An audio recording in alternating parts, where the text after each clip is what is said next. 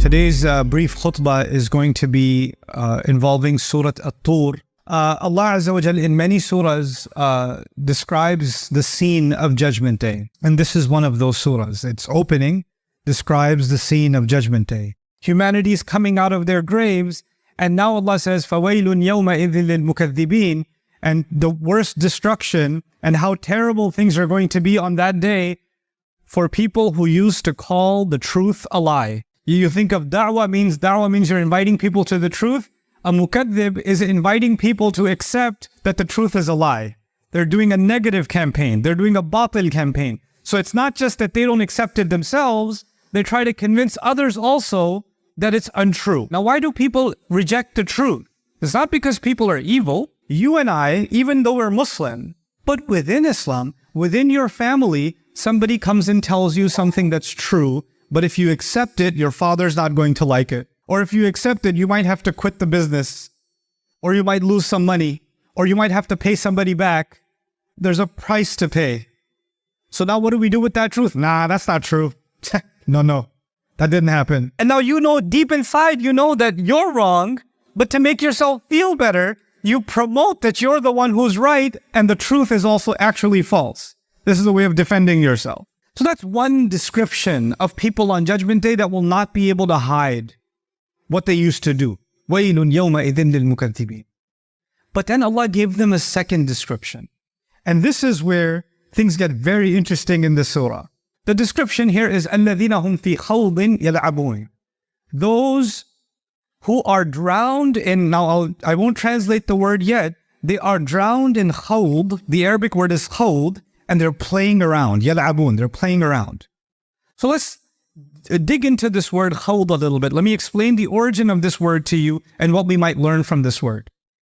اختاض الماء is when you dip something in the water. If you put an animal in the water, this is اختاض.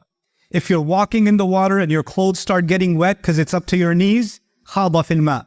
He's walking in the water.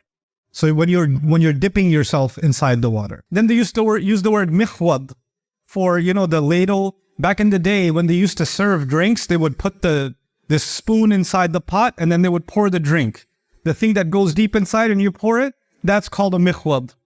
And they used to use the word mikhwada for a lu'lu', for a pearl, because you have to go deep inside the water to get it. And this became a figurative use. They started using it for khada fil kalam. When you go into a subject and you keep talking about it and you're like drowned in that subject, like some of you play video games, right? You play online games and you're just always in the game. You're drowned in the game. You're doing khawd in the game. Somebody's into cars. They're always talking about cars. They're always thinking about cars. The background on their phone, the wallpaper is a car, right? They're always watching videos on cars. They're always, looking at updates on, this person is doing khawd in cars. You see? Khawd actually means when people are drowned. A good word to understand this nowadays is when people are addicted to something. When they're addicted to something. And this is really interesting because there's even books on this. You should look up a book called The Age of Addiction. This age we live in now, before this age, people used to talk about alcohol addiction, right?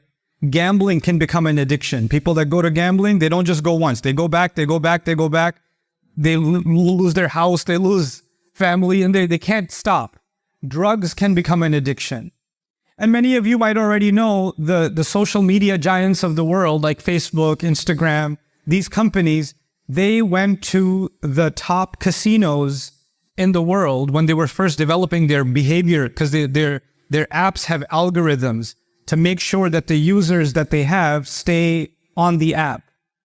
So they don't just want you to turn TikTok on and then turn it off. They want you to turn it on and then swipe again and then swipe again. So they had to study behavior, right? So they actually went to the casino industry and they got the best psychologists, because the casino industry first hired psychologists to make sure that when people sit on that slot machine to get the money out, how do we keep them there?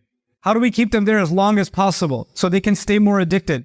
The same people who engineered the behavior in the casinos and the gambling industry in Las Vegas were some of the same engineers that modeled the behavior for, social media apps.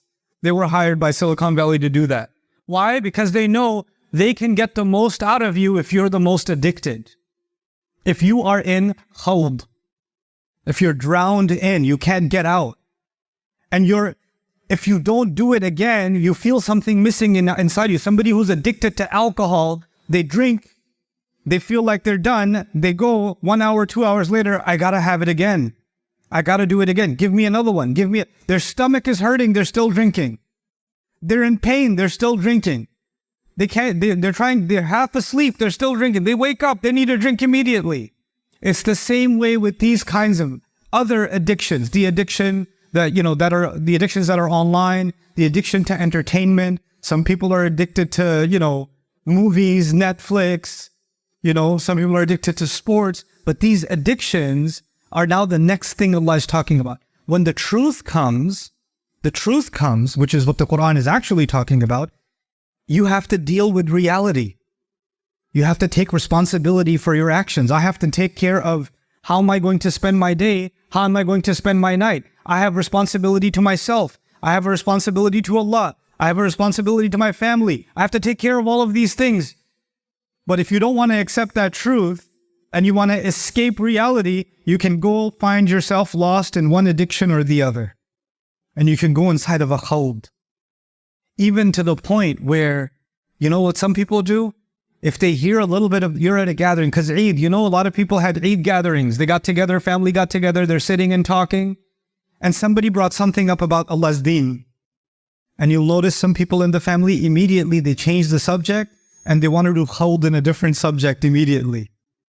And they want to talk about it. And they're, oh, no, what about that UFC fight? What about this game? What about this movie? Oh my God, that was amazing. And they want to keep talking about it.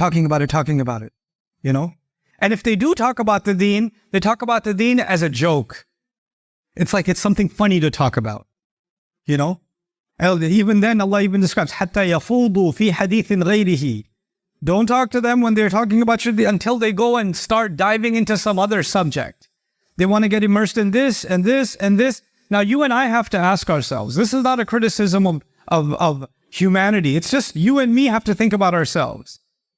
Whatever I'm diving into every day, does it have a purpose or is it just me playing around? That's the real question I have to ask myself.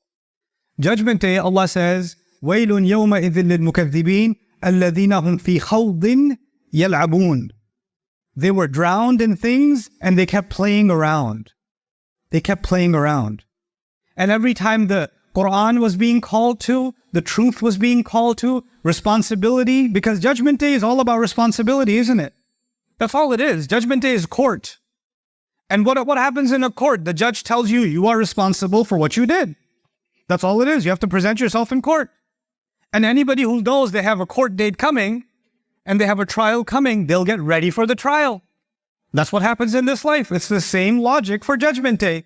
But someone who's not getting ready for the trial and they're playing and they're too addicted to their games, right? Then they're going to be in big trouble on that day. And somebody says, hey, the trial date is tomorrow. The trial is next week. Come on, let's go. Get ready.